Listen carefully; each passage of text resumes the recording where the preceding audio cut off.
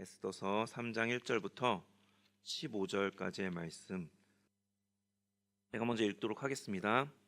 그 후에 아하수에로 왕이 아각 사람 함무다다의 아들 하만의 지위를 높이 올려 함께 있는 모든 대신 위에 두니 대궐문에 있는 왕의 모든 신하들이 다 왕의 명령대로 하만에게 꿇어 절하되 모르드게는 꿇지도 아니하고 절하지도 아니하니.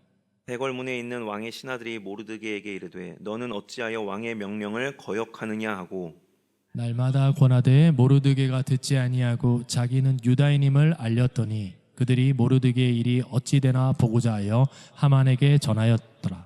하만이 모르드게가 무릎을 꿇지도 아니하고 절하지도 아니함을 보고 매우 노하더니 그들이 모르드게의 민족을 하만에게 알림으로 하만이 모르드게만 죽이는 것이 부족하다고 생각하고 아하수에로의 온 나라에 있는 유다인 곧 모르드게의 민족을 다 멸하고자 하더라. 아하수에로 왕 제 12년 첫째 달 곧 니산월에 무리가 하만 앞에서 날과 달에 대하여 부르 곧 제비를 뽑아 12째 달 곧 아다로를 얻은지라. 하만이 아하수에로 왕에게 아뢰되 한 민족이 왕의 나라 각 지방 백성 중에 흩어져 거하는데 그 법률이 만민의 것과 달라서 왕의 법률을 지키지 아니하오니 용납하는 것이 왕에게 무익하니이다. 왕이 옳게 여기시거든 조서를 내려 그들을 진멸하소서. 내가 은 1만 달란트를 왕의 일을 맡은 자의 손에 맡겨 왕의 금고에 드리리이다 하니 왕이 반지를 손에서 빼어 유다인의 대적 곧 아각 사람 함무다다의 아들 하만에게 주며 이르되 그 은을 내게 주고 그 백성도 그리하노니 너의 소견에 좋을 대로 행하라 하더라. 첫째 달 13일에 왕의 서기관이 소집되어 하만의 명령을 따라 왕의 대신과 각 지방의 관리와 민족의 관원에게 아하수에로 왕의 이름으로 조서를 쓰되 곧 각 지방의 문자와 각 민족의 언어로 쓰고 왕의 반지로 인치니라.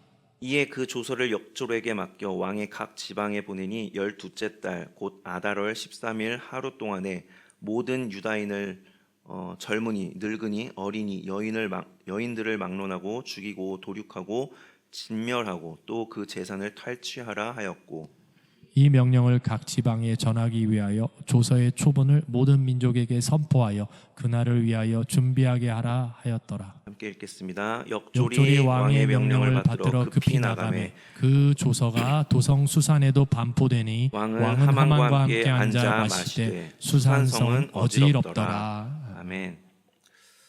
제가 지난 송구영신 예배를 며칠 전에 있었던 송구영신 예배를 드리고 이제 집으로 가는 가족들과 함께 이제 집으로 가는 차 안에서 보신각 타종 행사를 이제 방송으로 이렇게 나오더라고요. 그래서 들으면서 갔는데 거기서 이제 아나운서가 말하기를 이번 이 타종 행사는 신년맞이 이제 타종 행사는 과거와는 다르게 불꽃쇼나 어떠한 뭐 공연 여러 가지 공연들 없이 전에는 화려하고 신나게 그렇게 신년을 맞이했다면 이번 신년은 차분하고 조용하게 진행될 것이다. 그래서 다른 순서는 없이 오직 타종만 하는 순서만 있을 것이다 라고 이야기를 하더라고요. 그리고 정말 타종만 하고 그 행사가 마쳤습니다.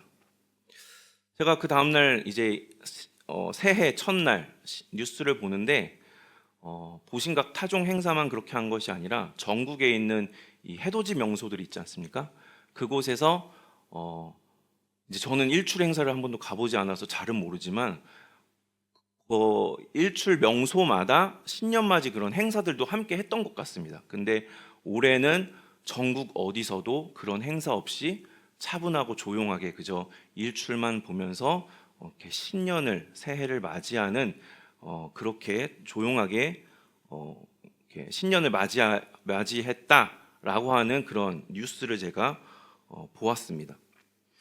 그만큼 현재 우리나라 상황이 참으로 혼란하고 어려운 가운데 있죠. 우리들의 마음이 가라앉고 무거운 가운데 있습니다.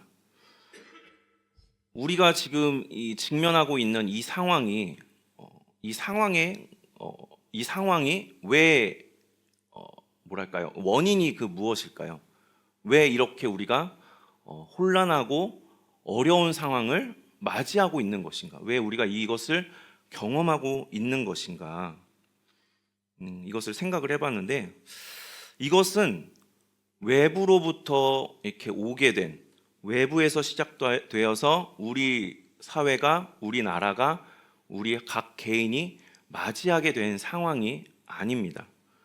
이 원인은 바로 우리 내부에 있는 것입니다. 우리 사회 내부에서 그 문제가 불거져 나와서 우리 전체를 혼란스럽고 어렵게 만들고 있는 것이죠. 그리고 이 문제는 여러 가지 원인들이, 단지 하나만의 원인이 아니라 이 원인, 저 원인, 이런 여러 가지 원인들이 모이고 모여 쌓이고 쌓여 이런 형태, 저런 형태로 그 어떠한 결과물로 나타나고 있는 것입니다.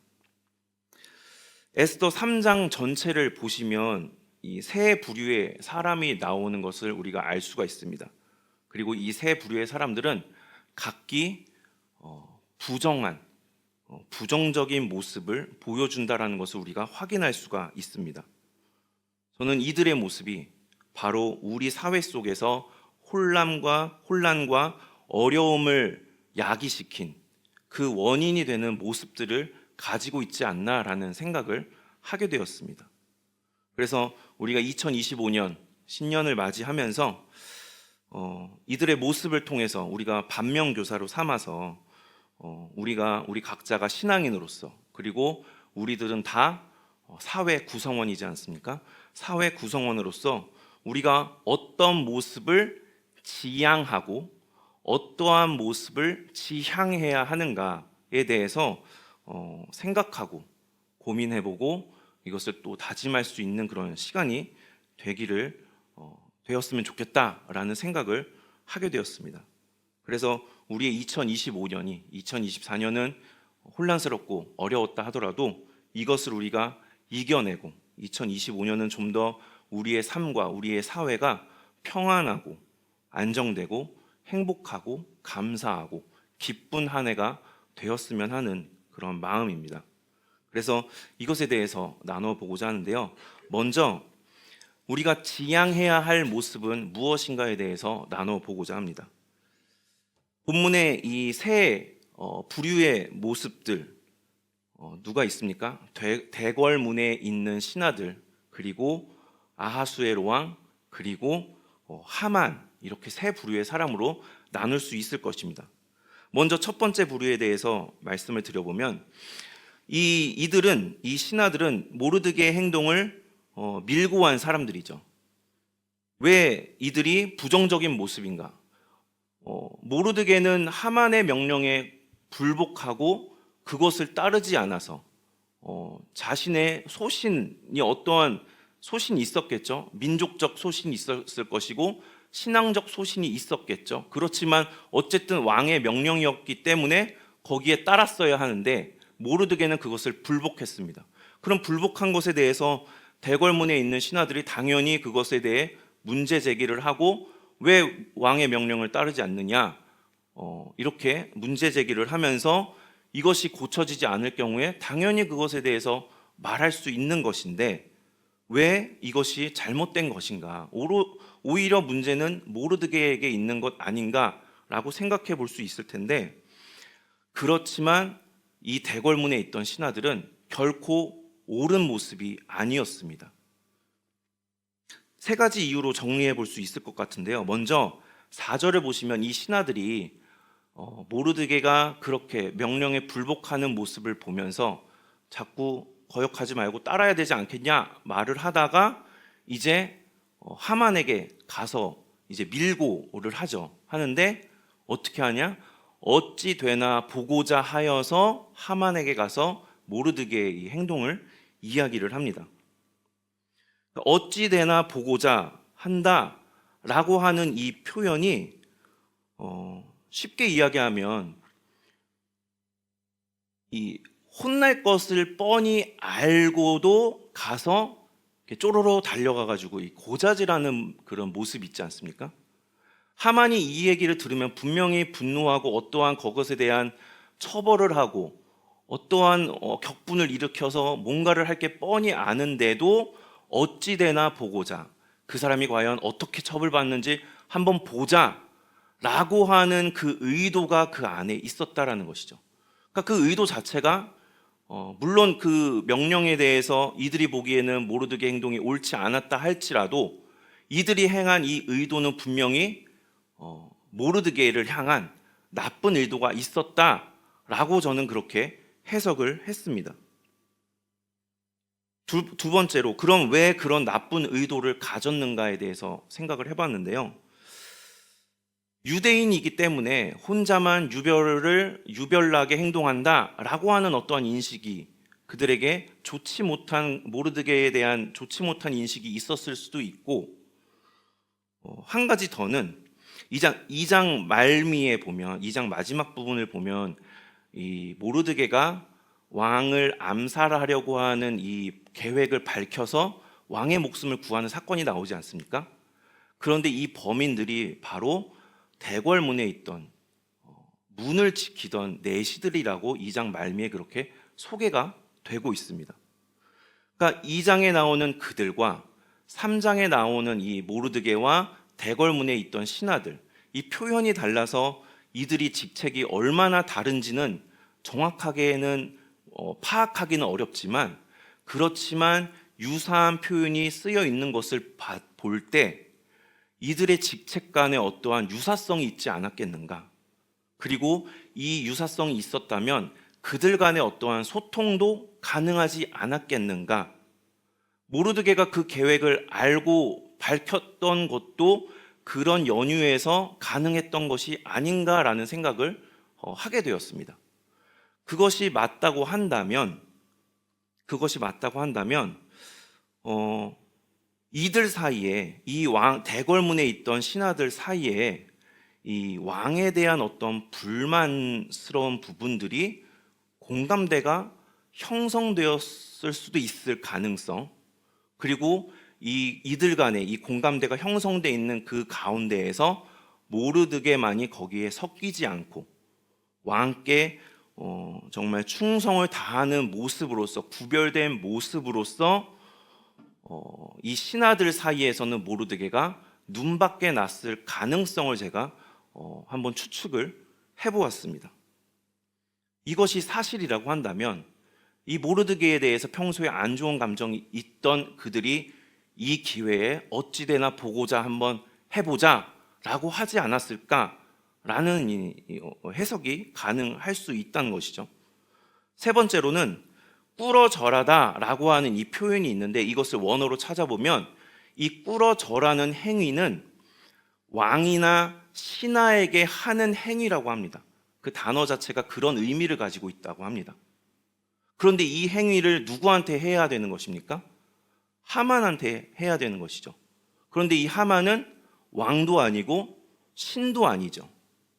그러니까 하만에게 해야 하는 이 행위는 아무리 왕의 명령이 떨어졌다 해도 그 근본은 부적절하고 잘못된 것입니다. 이것은 맞지 않는 것이죠. 이 하만이라고 하는 사람은 왕의 자리, 이 권력력이 굉장히 대단했던 사람인 것을 우리가 에스더서를 통해서 알 수가 있는데요.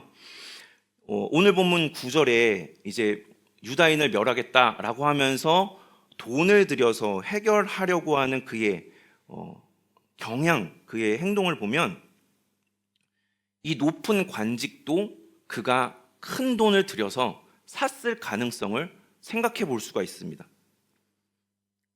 그게 사실이라고 한다면, 그렇다면 이 부적절한 명령 또한 그가 높임을 받고자 다시 큰 돈을 들여서 왕께 나아가서 제가 이 돈을 드릴 테니 이렇게 조치를 좀 취해 주십시오 라고 요구했을 가능성을 생각해 볼 수 있지 않겠는가. 그렇다고 한다면 결론적으로는 이 하만에게 꿇어 절해야 하는 이 행위, 이것은 부당하고 불의한 일이죠. 하만은 이 신하들에게 부당하고 불의한 일을 강요하고 있는 것입니다. 그런데 그런 하만에게 이 신하들이 가서 모르드게 행동을 가서 소위 고자질을 한다? 제가 받아들이기로는 이들의 모습이 부당한 권력에 기대어서 모르드게와 유다인 전체를 공경에 빠뜨리는 악한 행위를 하고 있는 것으로 저는 그렇게 받아들이고 그렇게 해석을 하였습니다. 결론적으로 이들은 나쁜 의도를 가진 자들이었고, 그리고 부당하고 불의한 권력에 기대어서 행동을 했던 자들이다 라고 말할 수가 있지 않겠는가 하는 것이죠. 두 번째 부류는 아하수에로 왕을 생각해 볼 수가 있습니다. 그는 전에 한번 제가 휘둘리는 왕이었다라고 말씀을 드렸습니다. 근데 그는 휘둘릴 뿐만이 아니라 사욕을 채우는 것에 눈이 멀어 있었고, 이것이 우선이었고, 그리고 사람의 생명에 대해서는 굉장히 차가운 사람이었습니다. 11절을 함께 읽도록 하겠습니다. 시작. 이르되 그 은을 내게 주고 그 백성도 그리하노니 너의 소견에 좋을 대로 행하라 하더라. 하더라. 아멘. 하만이 아하수에로 왕에게 뇌물을 가져와서 유다인을 멸하고 이제 한 민족을 멸하겠다라고 이렇게 이야기하면서 돈을 가지고 오죠. 그러자 11절의 말씀처럼 아하수에로 왕이 그렇게 대답을 합니다. 그러니까 그 은을 내게 주고, 이것은 그 거절 하나 보다 이렇게 생각할 수 있는데, 이건 거절의 의미가 아니라고 합니다. 쉽게 얘기해서 누군가가 어떤 분이 가서 맛있는 거 밥 사 먹어 이렇게 주셨을 때 이것을 그냥 감사합니다 이렇게 넙죽 받을 수도 있지만, 보통 우리는 어떻게 합니까? 괜찮습니다. 아니에요, 괜찮습니다 하면서 어떻게 합니까? 끝내 거절합니까? 아니죠. 어떡하죠? 이러면서 감사합니다 이렇게 받죠. 이런 것과 같은 의미다라는 것입니다. 그러니까 왕은 그 돈을 받는 대가로 반지를 빼어서 유다인을 멸할 권한을 하만에게 전적으로 그렇게 부여했습니다. 그런데 왕이면은 우리가 어떤 모습이어야 한다고 생각을 합니까? 국정을 책임지는 사람이죠. 나라를 다스려야 하는 사람으로서 어떻게 해야 됩니까? 사실관계를 따져볼 줄 알아야 합니다. 그런데 그는 조금도 그렇게 행동하지 않았다라는 것이죠. 그는 단지 그 뇌물에 눈이 멀어서 네 소견에 좋을 대로 행하라 하고 전권을 그냥 줘버립니다. 행동의 제한을, 이 하만의 악한 행동의 제한을 해제해버렸습니다. 사람 목숨이 달린 일임에도 그는, 이 아하수에로 왕은 왕으로서의 책임을 완전히 져버린 것이죠. 그에게 있어서 사람 목숨은 하찮은 것에 불과했던 것입니다. 그는 굉장히 냉담한 사람이었거든요. 이것은 15절에서도 확인이 가능합니다. 함께 15절 함께 읽도록 하겠습니다. 시작. 역졸이 왕의 명령을 받들어 급히 나가매 그 조서가 도성 수산에도 반포되니 왕은 하만과 함께 앉아 마시되 수산성은 어지럽더라. 아멘. 정한 날이 되면 유다인을 멸하라 라고 하는 이 조서가 이제 작성이 되고, 이제 그것이 전국으로 반포가 됩니다. 그리고 왕이 있던 이 수산성 근처에도 그것이 다 뿌려졌죠. 그것으로 인해서 사회가 막 혼란에 빠집니다. 그런데 왕은 그 와중에 어떻게 하고 있습니까? 아주 느긋하게 하만과 함께 즐거운 술자리를 가지고 있습니다. 저는 이 모습이 굉장히 소름 끼치는 모습이라고 생각을 합니다.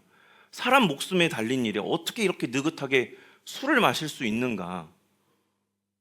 나라의 책임자인 왕이 사욕에 눈이 멀어서 사람 생명을 굉장히 경시하는 이 모습이 정말 소름 끼치고 정말 잔인하다라는 생각을 하게 되었습니다. 이 왕은 그 모든 자기가 져야 될 책임을 져버렸죠. 세 번째 부류는 하만입니다. 하만은 말할 것도 없이 굉장히 욕망에 사로잡힌 사람이고 굉장히 악한 사람이었습니다. 그는 부정과 거짓을 일삼았고 잔인하고 포악하게 행동을 했습니다. 그가 한 민족 전체를 멸하기로 결정을 하자 아주 구체적으로 치밀하게 준비를 합니다. 점괘를 통해서 길한 날을 언제 이들을 도륙하면 좋을지 그런 의미에서 길한 날을 잡고 이제 왕에게 나아가서 교묘하게 거짓말과 그리고 부정한 방법으로 왕의 허락을 받아내는 것을 우리가 확인할 수 있습니다. 8절의 말씀을 함께 읽도록 하겠습니다. 시작. 하만이 아하수에로 왕에게 이르되 아뢰되 한 민족이 왕의 나라 각 지방 백성 중에 흩어져 거하는데 그 법률이 만민의 것과 달라서 왕의 법률을 지키지 아니하오니 용납하는 것이 왕에게 무익하나이다. 아멘. 한 민족이라고 표현합니다. 유다인이 그렇게 하고 있습니다라고 이야기하지 않고 한 민족이라고는 표현을 씁니다. 이 표현의 의미를 찾아보니까 사람들의 관심과 어떤 존중, 대우를 받지 못하는 이 소외된 무리들을 의미하는 표현이라고 합니다. 그래서 이 한민족 이렇게 말함으로써 관심이 벗어난 그들이 이렇게 사람들에게 관심을 받지 못하는 이런 표현이 적절한지는 제가 잘 모르겠습니다만 역사적으로 볼 때 이 집시들 있지 않습니까? 사람들에게 탄압을 당했던 그들과 같은 그러한 사람들로 여겨졌던 것을 보면은 그런 사람들로 이 왕에게 여겨지도록 표현을 함으로써 교묘하게 유대인이라고 하는 사실을 이렇게 감추고 있는 것이죠. 그러면서 이들이 왕의 법률을 지키지 않는다라고 이야기를 하는데요. 그렇지만 뒤에 나오는 이제 8장과 9장의 내용을 읽어보시면 아무리 악법이라 하더라도 이 유대인들이 그 조서에 맞게 행동하는 것을 우리가 확인할 수가 있습니다. 그러니까 이 유대인은 하만이 이야기하는 것처럼 왕의 법률을 지키지 않는 게 아니라 왕의 법률대로 그렇게 거기에 맞게 행동하는 것인데 하만은 거짓말을 하고 있는 것입니다. 이처럼 하만은 욕망에 따라서 자기 기분에 따라서 움직이고 굉장히 부정하고 돈을 바치면서 이러한 일을 꾸몄죠. 부패하고 교묘하게 거짓으로 진실을 가리는 사람이었죠. 악에 있어서는 굉장히 능통한 사람이었습니다. 민족 말살이라고 하는 이 잔인하고 포악한 행위를 하는 것에 있어서 전혀 거리낌 없이 서슴지 않고 행하려 하는 것을 우리가 확인할 수 있는 것이죠. 아하수에로 왕과 마찬가지로 하만은 생명에 대한 존중 요만큼도 없는, 정말 조금의 존중도 없는 그런 사람이었던 것입니다. 이렇게 세 부류의 사람들이 보여주는 이 모습이 단지 우리가 성경 속에서만 보는 그러한 모습인 것인가라는 것이죠. 이들의 모습은 우리 사회 속에서 볼 수 있는, 확인할 수 있는 모습이지 않나라는 생각을 하게 됩니다. 이러한 모습들이 우리들에게서 나타났을 때, 이러한 모습들이 모였을 때, 이러한 행동들이 쌓이고 쌓였을 때 어떠한 결과로 나타났습니까? 우리는 그것을 굳이 제가 열거하지 않아도 잘 알고 있지 않습니까? 그로 인해서 정말 우리가 무거운 시기를 지나가고 있고 마음 아픈 시기를 지나가고 있고 혼란한 시기를 지나가고 있는 것 아닌가? 성경은 분명히 이러한 모습을 경계합니다. 이것은 분명하게 하나님의 뜻과 맞지 않다, 잘못된 모습이다 라고 말씀하고 있습니다. 그리고 우리 신앙인은 다른 모습이어야 한다 라고 성경은 분명하게 말씀을 하고 있습니다. 그래서 두 번째, 그렇다면 우리가 지향해야 하는 모습은 무엇인가? 미가서 6장 8절의 말씀을 함께 읽도록 하겠습니다. 시작. 사람아, 주께서 선한 것이 무엇임을 네게 보이셨나니 여호와께서 네게 구하시는 것은 오직 정의를 행하며 인자를 사랑하며 겸손하게 네 하나님과 함께 행하는 것이 아니냐. 아멘. 잠언 6장 16절부터 19절의 말씀도 함께 읽도록 하겠습니다. 시작. 여호와께서 미워하시는 것 곧 그의 마음에 싫어하시는 것이 67가지이니 곧 교만한 눈과 거짓된 혀와 무죄한 자의 피를 흘리는 손과 악한 계교를 꾀하는 마음과 빨리 악으로 달려가는 발과 거짓을 말하는 망령된 증인과 및 형제 사이를 이간하는 자이니라. 아멘. 주님께서 우리에게 보여주신 선, 정의, 사랑, 이것은 나쁜 의도로 남을 모함하고 공경에 빠뜨리고 거짓으로 진실을 덮고 욕망을 위해 생명을 경시하고 잔인하고 포악하게 행동하는 것이 아닙니다. 오히려 그 반대인 것이죠. 주님의 말씀은 우리와 그리고 우리 사회가 추구해야 할 상식이 아닌가. 오늘 지금 방금 읽은 이 말씀이 우리 사회에서 서로 통해야 되는 상식 범주에 있는 그 말씀이 아닌가 싶습니다. 이 상식이 지켜지지 않고 무시되고 있으니 자꾸만 사회 가운데에서, 우리 삶 가운데에서 혼란과 이 어려움을 계속해서 직면하게 되는 것은 아닌가 싶은 거죠. 우리는 신앙인으로서 그리고 사회 구성원으로서 이 주님의 말씀, 주님께서 말씀하시는 이 상식을 우리가 되찾고 그리고 이것을 견지해 나가야 하지 않겠는가라는 생각을 하게 되었습니다. 그리하여서 2025년 우리 모두가, 우리 각자 한 사람 한 사람이 주님께서 말씀하신 이 상식 안에 이 상식을 가지고 살아감으로써 선한 영향력을 끼칠 수 있는 그런 사람들이 될 수 있기를 소망합니다.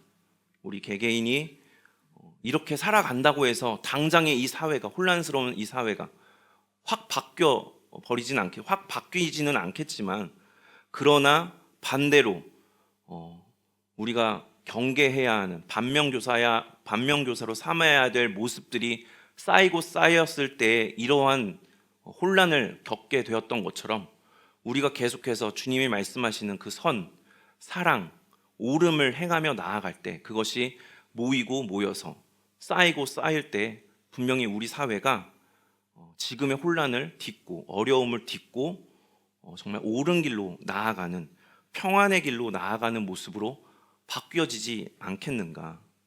그래서 우리가 하나님이 기뻐하시는 그러한 선과 정의, 진실을 되찾고 사랑의 모습을 가지고 살아갈 수 있게 되기를 소망합니다. 이것이 우리가 성경에서 이야기하는 빛과 소금의 역할을 감당하는 모습이 아닌가 싶은 거죠.